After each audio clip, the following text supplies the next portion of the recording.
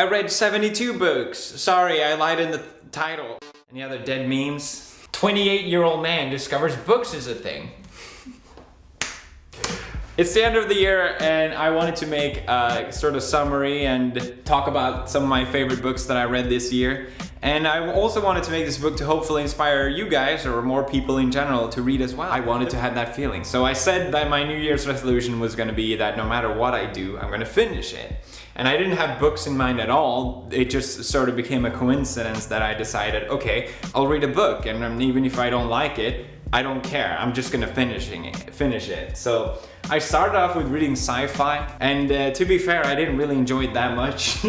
One of the major discoveries for me this year was discovering my favorite author, which I talked a lot about on this channel, which is Yukio Mishima. When I read The Sailor Who Fell from Grace with the Sea, I just felt so completely immersed into the main character's mind, which is something I never really experienced before with literature. Even though this character, this young boy, is very special to say the least, I was there, I was into it, and I felt like I got a window into that time and period when this was written. Reading more about his non-fictional work, like Sun and Steel, for example, was his way of living. He wanted to reintroduce the samurai way of living into Japan, and a lot of his book reflects that idea on the shift that Japan went through during the Meiji period, shortly after the Second World War. The point is, he wrote Sun and Steel, which was for a magazine, and he was an avid weightlifter, which is not your typical, I guess, writer hobby.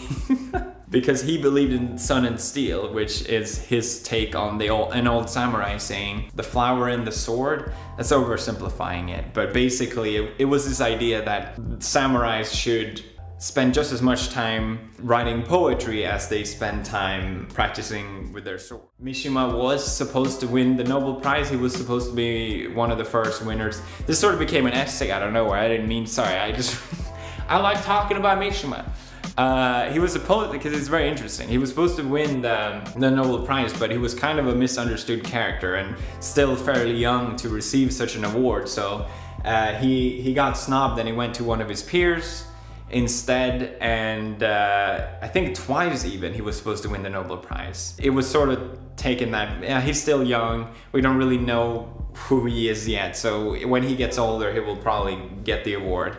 But for people who know about Mishima, he never made it that far. The second thing that I really enjoyed discovering this year, which is something that I never thought I would say, which is Buddhism. That's right, everybody.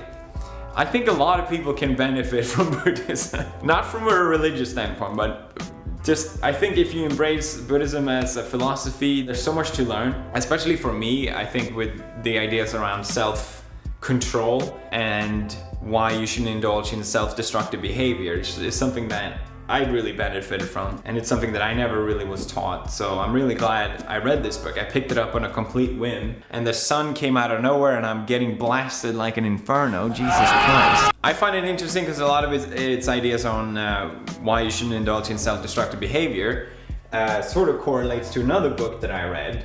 I've talked about it before, which is Man's Search for Meaning by Viktor E. Frankl, who's a Holocaust survivor. He survived, I think, 2 or 3 concentration camps. And he made the observation that the people that, you know, started smoking or did these self-destructive things on the camps were the people that had kind of given up on in general. And these were the people that would soon after, obviously not for everyone, but would pass away because they lost their meaning, they lost their grip, I guess you could say. It gives you a positive meaning and outlook on life, in my opinion, regardless if you embrace the religious and spiritual aspect of it, and regardless if you believe in that or not. I think is irrelevant, or at least, actually it is relevant, but it doesn't really change anything. It doesn't change the outcome, I guess you could say. If you have a meaning for something, you can go through any suffering, and Buddhism treats life as suffering. This became very weird.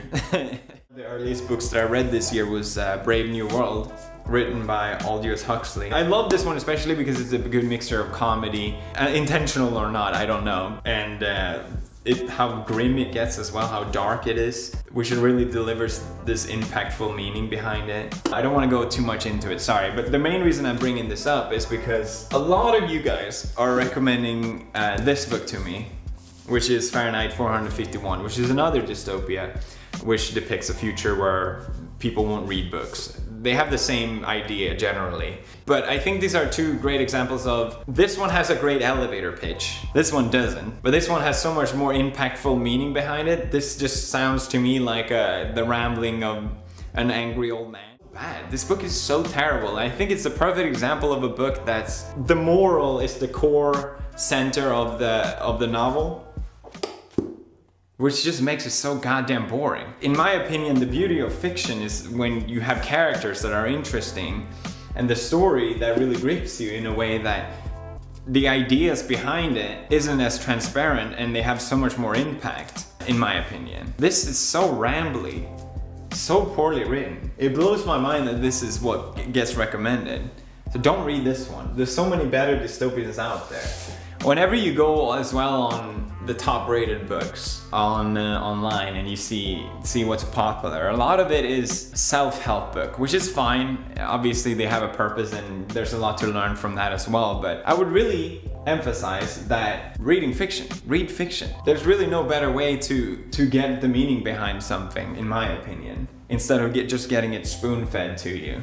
And I hope that more people get into reading fiction as well and don't just read non-fiction, because I know I have a lot of younger guys watching me, and I know younger guys generally tend to stray more towards non-fiction instead of fiction. But you're missing out, okay? Did it just get extremely dark in here? God damn it. I think that's all I wanted to say. I could probably ramble on a lot more. Thank you for listening so far. I really hope this inspires more of you to read as well, because I had a lot of fun this year. And I also would recommend to start small and also maybe set a goal for yourself. I think instead of reading 50 pages or 300 pages and stopping, it's better to just read something small, like 10 pages a day. That's better if you're consistent with it. If this video gets 5,000 likes, I will give away my favorite book of the year, which is The Cat in the Hat. Now this book,